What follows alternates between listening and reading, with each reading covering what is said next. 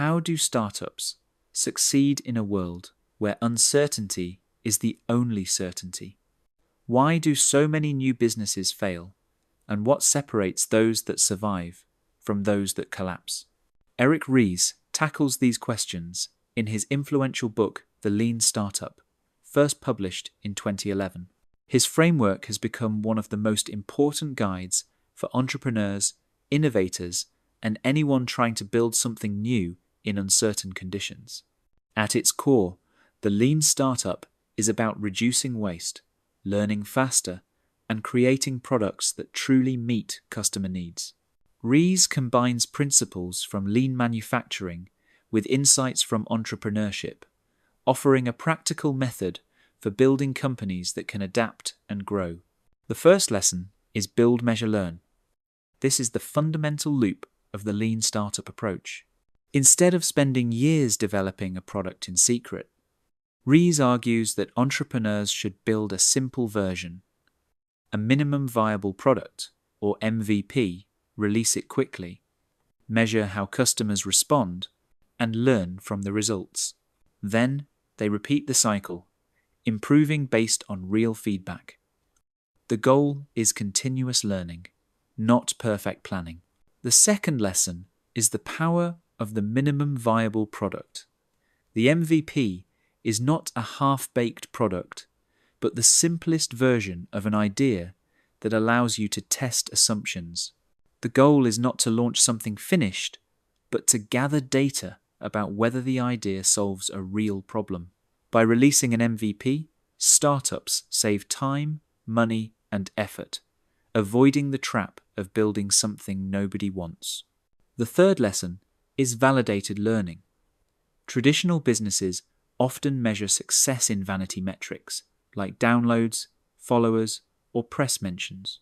Ries emphasizes that real progress comes from validated learning, evidence that a startup is truly learning what customers want and adjusting accordingly.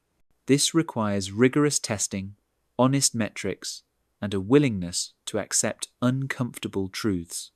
The fourth lesson is pivot or persevere. After running experiments and gathering data, startups must decide, do we persevere with the current model, or pivot, make a fundamental change to our product, strategy, or audience? The pivot is not failure, it is adaptation. Companies like Twitter and Slack began as very different products before pivoting based on what customers actually wanted. The fifth lesson is innovation accounting. Entrepreneurs need a way to measure progress that goes beyond traditional accounting.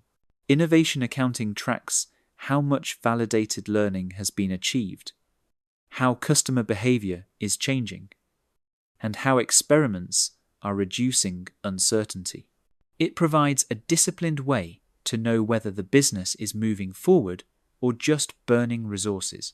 The sixth lesson is the importance of small batches. Borrowing from lean manufacturing, Ries argues that working in small, iterative batches is more efficient than large, infrequent releases. Smaller experiments allow faster feedback and reduce the risk of large-scale failure. By shipping frequently and testing often, startups learn quickly and adjust course. The seventh lesson is the danger of vanity metrics. Many companies celebrate metrics like total users, page views, or social media buzz. These numbers can feel good, but often hide the reality that customers are not truly engaged. Startups must focus on actionable metrics that reveal cause and effect, retention, referrals, revenue growth, and customer satisfaction. The eighth lesson is that entrepreneurship is management. Startups are not chaotic experiments, but organizations that need disciplined management suited to uncertainty. This means leaders must balance vision with flexibility, structure with adaptability, and persistence with humility. Entrepreneurship is not about luck or genius, but about managing learning under conditions of uncertainty. The ninth lesson is the growth engines. Ries identifies three engines of growth that startups can use: the sticky engine, where customer retention drives growth; the viral engine, where word of mouth spreads the product; and the paid engine, where advertising or sales drive growth. Startups must identify which engine works best for them and focus efforts there. The 10th lesson is continuous innovation. Startups are not just about launching once, but about building systems that continuously generate, test, and scale new ideas. This culture of experimentation ensures that companies can adapt to changing markets and technologies. So how do we apply the lean startup today? First, embrace, build, measure, learn. Don't wait for perfection. Release something, gather data, and learn. Second, start with an MVP. Focus on testing assumptions, not polishing details. Third, prioritize validated learning. Measure what truly matters, not vanity metrics. Fourth, be willing to pivot. Don't cling to a failing idea, adapt based on evidence. Fifth, use innovation accounting. Track learning, not just spending. Sixth, work in small batches. Experiment quickly and often. Seventh, focus on actionable metrics. Measure what reveals customer behavior. Eighth, manage uncertainty. Treat entrepreneurship as disciplined management, not chaos. Ninth, find your growth engine. Focus on the model that drives sustainable growth. 10th, foster continuous innovation. Build a culture that experiments and adapts endlessly. Modern relevance is undeniable. In a world of rapid technological change, global competition, and unpredictable markets, the lean startup method offers a roadmap for survival and success. Large companies can use these principles to innovate faster, while individuals can apply them to careers, projects, and personal goals. Think about personal projects. Instead of spending months planning a blog, a course, or a side hustle, launch a simple MVP. A few posts, a pilot session, or a test offer. Gather feedback, adjust, and grow.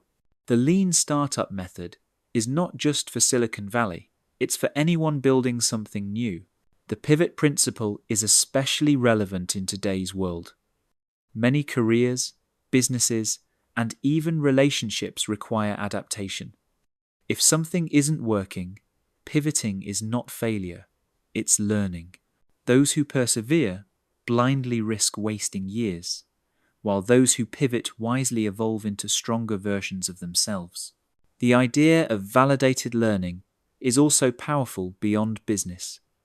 In personal development, we often celebrate vanity metrics, how busy we are, how many things we try.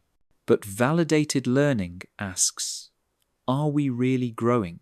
Are our actions moving us closer to meaningful goals? Perhaps the most powerful part of the lean startup is its rejection of the myth of the genius entrepreneur. Success does not come from perfect foresight, brilliant ideas, or charismatic leadership. It comes from disciplined learning, rapid adaptation, and relentless testing. Anyone willing to learn, adapt, and persist can succeed. The big takeaway from the lean startup is this: entrepreneurship is not about predicting the future, but about adapting to it. Build small, test fast, learn honestly, and be willing to change. Success is not a straight line, but a loop of building, measuring, and learning repeated until greatness emerges. That was The Lean Startup by Eric Ries, broken down into its most powerful lessons in under 10 minutes. Which lesson resonates most with you? The build, measure, learn loop, the courage to pivot, or the discipline of validated learning? Share your thoughts in the comments below. And if you enjoyed this summary, make sure to like this video, subscribe to 10-Minute Books, and ring the bell so you never miss our weekly breakdowns of life-changing books. Thanks for watching, and remember, The future belongs to those who learn fastest.